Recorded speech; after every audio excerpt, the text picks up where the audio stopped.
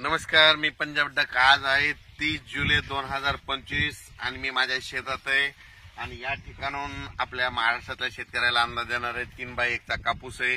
आजच्या 49 दिवस झालेले आहेत। एकदा खत दिलेलं आहे, एकदा खत दिलेलं आहे, दोनदा खुरपीला, दोनदा पाळी घातली आणि या ठिकाणून शेतकऱ्यासाठी अंदाज देणार आहे। राज्यातल्या सर्व शेतकऱ्याला सांगू इच्छितो की राज्यामध्ये सांगायचं झालं तर आज आहे 30 तारीख आणि 1 तारखेपर्यंत म्हणजे 1 ऑगस्ट पर्यंत जळगाव जिल्हा, धुळे जिल्हा, नंदुरबार जिल्हा, नाशिक, कळवण, त्याच्यानंतर अहिल्यानगरचा काही भाग, इकडे वैजापूर ह्या भागामध्ये म्हणजे आणखीन 2 दिवस म्हणजे थोडा भाग बदलत विखुरलेला स्वरूपाचा पाऊस पडणार आहे।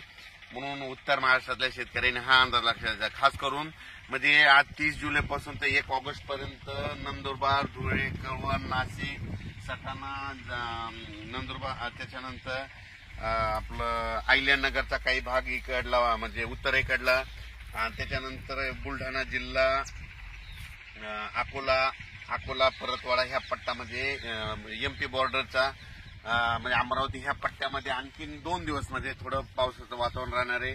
सर्वदूर नाही पडणार पण भाग बदलत पडणार आहे, म्हणून हा अंदाज लक्षात घ्या। पण राज्यात सांगायचं झालं तर पूर्व विदर्भ आणि पश्चिम विदर्भ, त्याच्यानंतर आपण काय करू, मराठवाड्याकडू। मराठवाड्यामध्ये परभणी जिल्हा, हिंगोली जिल्हा, लातूर जिल्हा, नांदेड जिल्हा, वाशिम, त्याच्यानंतर बीड जिल्हा, धाराशिव जिल्हा, सोलापूर जिल्हा या भागामध्ये आणखीन आजच्या दिवस थोडं वातावरण राहणार आहे। मात्र 1 तारखेला मात्र मराठवाड्यात ठिकठिकाणी असं चांगलं 1 ऑगस्टला सूर्यदर्शन घडणार आहे, म्हणून हा अंदाज लक्षात घ्यायचा।